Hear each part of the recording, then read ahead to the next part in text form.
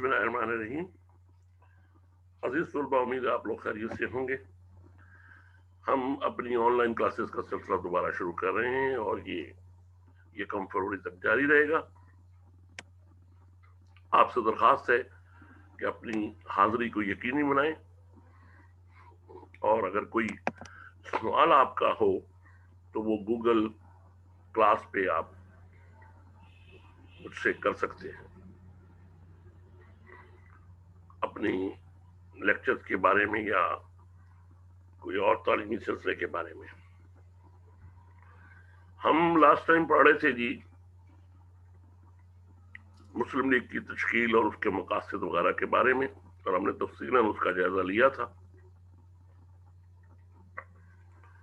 आज हमारा मौजू है जी मिसाके लखनऊ।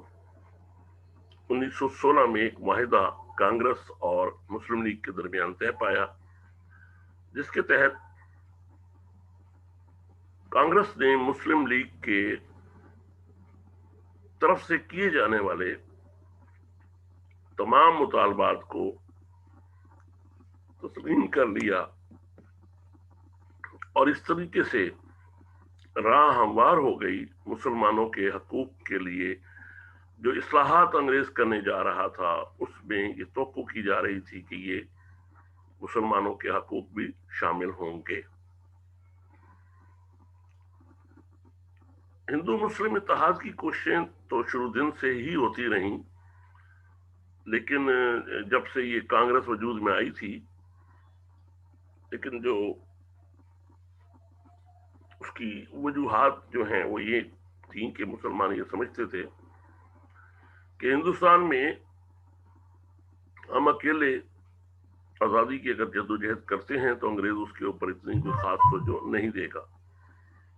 चुनाचे अगर मिलकर जद्दोजहद की जाए तो जल्द हम अंग्रेज से अपने हकूक लेने में कामयाब हो जाएंगे।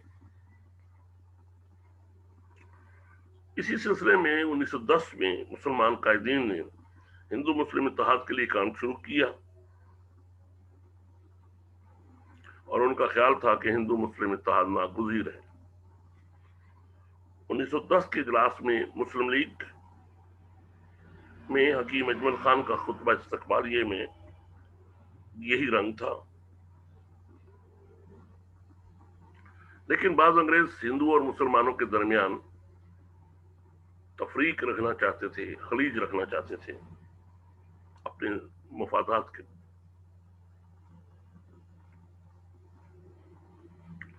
इसी इत्तेहाद के लिए सर आगा खान और सैयद अमीर अली से एक अंग्रेज मिला जो कि ये खलीज कम करवाने में मदद देना चाहता था। विलियम वेडनबर्न उसका नाम था, कांग्रेस की सरपरस्त था। उसने मुलाकात की और इन्हीं कोशिशों से 1 जनवरी 1911 को 60 हिंदू और 40 मुसलमान रहनुमाओं की बामी मुलाकात हुई।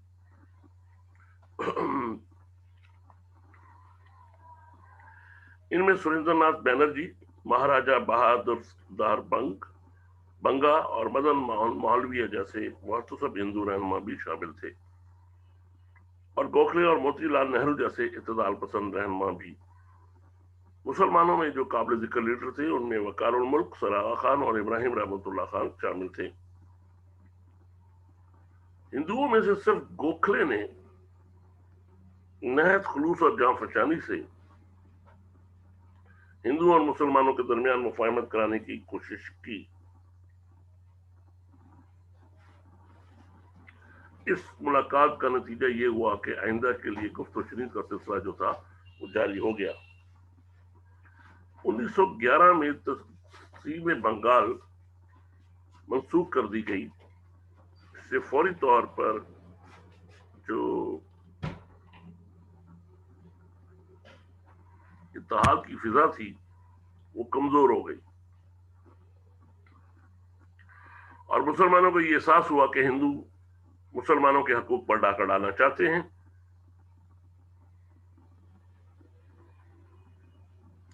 ये सूरत हाल 1913 तक कायम रही।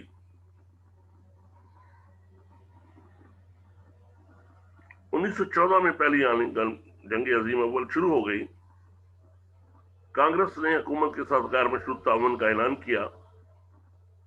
मुस्लिम लीग के लिए अब कड़ी आजमाइश थी।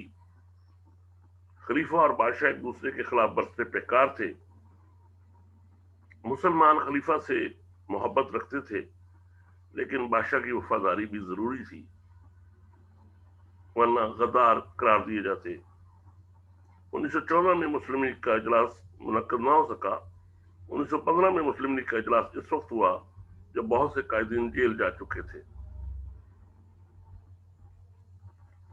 दूसरी तरफ कांग्रेसी क़यादत और इसके अंग्रेज मुशीरान जंग अजीम के बाद अंग्रेजों से दस्तूरी इस्लाहात की भरपूर किस्त वसूल करने की तैयारियां कर रहे थे। अंग्रेजों से मजीद मराद हासिल करने और हुकूमत खुद अख्तियारी से ज्यादा करीब आने के लिए दोनों कौमों की तरफ से मुतफक्का फार्मूला जरूरी था, ताकि अंग्रेज हिंदुस्तान की कौमों को आपस में उलझाकर इस्लाहात का मामला मुलतवी न कर दे। इसलिए कांग्रेसी क़यादत ने मुस्लिम लीग के साथ मुफाहमत की कोशिशें तेज कर दी। मोहम्मद अली जिन्ना की कोशिशें, जो 1913 में मुस्लिम लीग में शामिल हुए,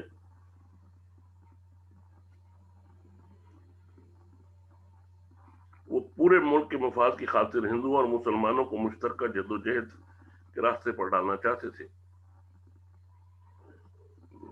वो कांग्रेस पर भी असर अंदाज हुए, उन्हीं की पोजीशन में थे, और मुस्लिम लीग पर भी। गोखले ने इन्हीं जज्बात की वजह से इन्हें हिंदू मुस्लिम इत्तेहाद का बेहतरीन सफीर करार दिया था। इन्होंने 1915 में मुस्लिम लीग को बंबई में सालाना इजलास मुनक्किद करने पर वादा किया। मुस्लिम लीग के बाद अरकान इजलास में मुनक्किद करने के खिलाफ थे। इनमें से बाज का ख्याल यह था कि मुस्लिम लीग का इजलास मुनक्किद होने से हुकूमत नाराज हो जाएगी, लेकिन दूसरा ग्रुप ये समझता था कि हिंदू मुस्लिम इत्तेहाद के नाम पर मुस्लिम लीग को कांग्रेस में दम करने की कोशिश की जा रही है। ताहम इनके खदशात बेबुनियाद साबित हुए। 1915 के मुस्लिम लीग के सदर मजरुल हक ने इत्तेहाद पर जोर देने के साथ साथ बाहम रवादारी और जुदागाना इंतखाब की जरूरत को भी वाज़ह किया। इजलास में मिस्टर जिन्ना ने करारदाद पास करवाई कि इजलास मुस्लिम लीग एक कमेटी तश्कील दे जो नई इस्लाहात के लिए ऐसी तजावीज़ मुरतब करे जिनमें मुसलमानों के हकूक का तहफ़्फ़ुज़ किया गया हो और जो कांग्रेस के मौक़िफ़ के करीब तर हो। कांग्रेस ने सेल्फ गवर्नमेंट की स्कीम तैयार करने वाली कमेटी को हदायत की कि वो मुस्लिम लीग की तश्कील करदा कमेटी से मशवरा करके तजावीज़ मुरतब करे।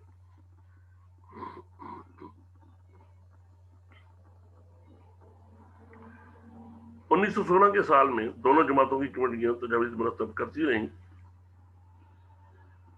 और नवंबर 1916 में दोनों कमेटियों का एक मुश्तरका इजलास सुरेंद्रनाथ बैनर्जी की सदारत में मुनक्किद हुआ।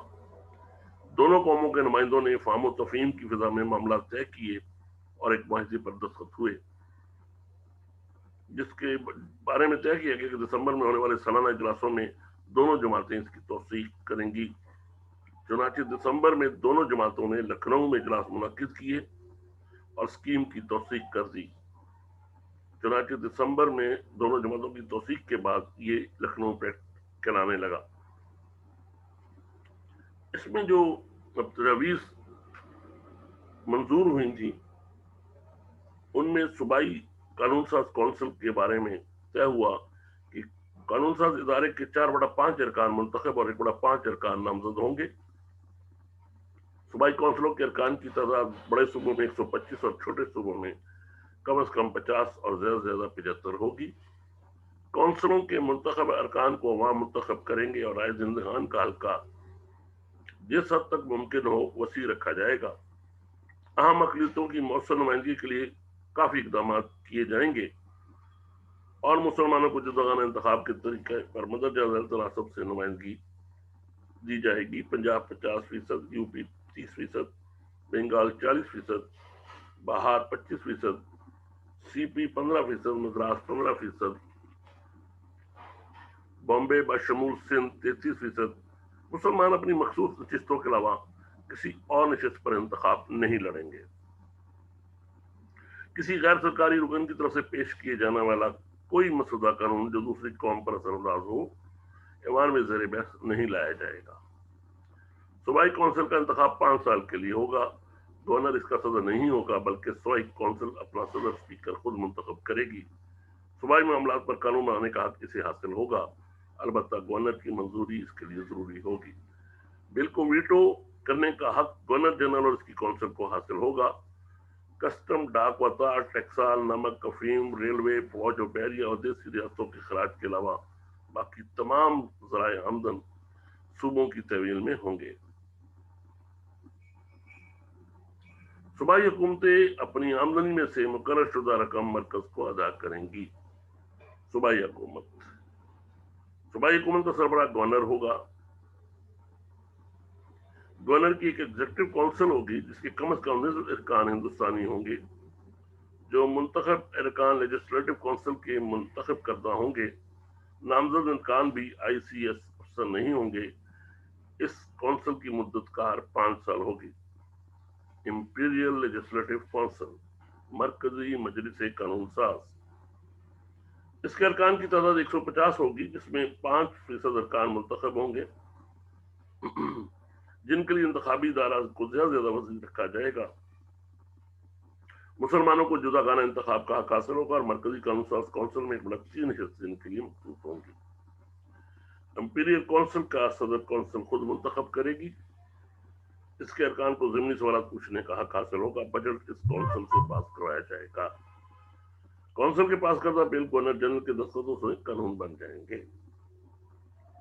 کونسل کے پاس کیے ہوئے قوانین کو تسلیم کرنا انتظامیہ کے لیے ضروری ہوگا، سوائے فوجی و دفاعی اخراجات کے اور ریاستوں سے وصول ہونے والے اخراج کی، جس پر انتظامیہ کو مکمل اختیار حاصل ہوگا۔ گورنر جنرل کو قانون ساز مجلس کے فیصلوں کو ویٹو کرنے کا حق حاصل ہوگا، لیکن کم از کم 1 سال کے بعد کونسل دوبارہ اسے پاس کر دے گا۔ تو گورنر جنرل اس کی انتظامی کونسل سے تسلیم کے لیے اس کو تسلیم کرنا ناگزیر ہوگا۔ برطانوی حکومت کراؤن کو کسی بھی صوبائی یا مرکزی قانون کے پاس ہونے کے 12 ماہ کے اندر اسے ویٹو کرنے کا، برطانوی حکومت کو یعنی کراؤن کو 12 ماہ کے اندر اسے ویٹو کرنے کا حق حاصل ہوگا۔ حکومت ہند کا سربراہ گورنر جنرل ہوگا۔ گورنر جنرل کی ایک ایگزیکٹو کونسل ہوگی جس کے کم از کم نصف ارکان ہندوستانی ہوں گے، جو قانون ساز مجلس کے منتخب ارکان کی طرف سے چنے جائیں گے۔ مرکزی انتظامیہ بالعموم صوبائی مجالس اور صوبائی حکومتوں کے داخلی معاملات میں مداخلت نہیں کرے گی۔ گورنر جنرل کی انتظامی اور قانون سازی کے معاملات جہاں تک ممکن ہو وزیر امور ہند کی طرف سے آزادی دی جائے گی۔ اکاؤنٹ آڈٹ کرنے کے لیے ایک آزاد نظام بنایا جائے گا، secretary of state for India. وزیر امور ہند کی کونسل توڑ دی جائے گی۔ وزیر امور ہند کی تنخواہ برطانوی خزانے سے ادا کی جائے گی اور اسے ہندوستان کے بارے میں وہی حیثیت حاصل ہو جو وزیر نو آبادیات کو دوسری خود مختار آبادیوں کے بارے میں حاصل ہے۔ سیکرٹری آف اسٹیٹ کے 2 انڈر سیکرٹری ہوں گے، جن میں سے کم از کم 1 ہندوستانی ہوگا۔ ہندوستان اور امپائر، برطانیہ سلطنت کے کنٹرول کے لیے جو کونسلیں قائم کی جائیں گی، ان میں ہندوستان کو دوسری نو آبادیات کی طرح کافی نمائندگی دی جائے گی اور اس کے باشندوں کو شہریت کے وہی حقوق حاصل ہوں گے جو دوسری نو آبادیات کے باشندوں کو حاصل ہیں۔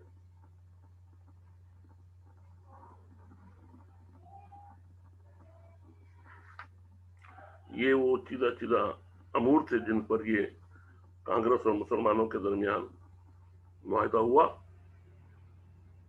اور اس کے بعد سب سے بڑا جو اس کا فائدہ تھا وہ جداگانہ حق تھا، جس کو اس لکھنؤ پیکٹ میں تسلیم کر لیا گیا، جو مسلمانوں کا درینہ مطالبہ تھا۔ لیکن زیادہ عرصہ یہ نہ چل سکا۔ جب نہرو رپورٹ آئی ہے 1928 میں، یہ تمام باتیں انہوں نے رد کر دی۔ اس کو دیکھیے اور پھر آپ سے درخواست ہے کہ اپنی حاضری کو یقینی بناتے رہیے۔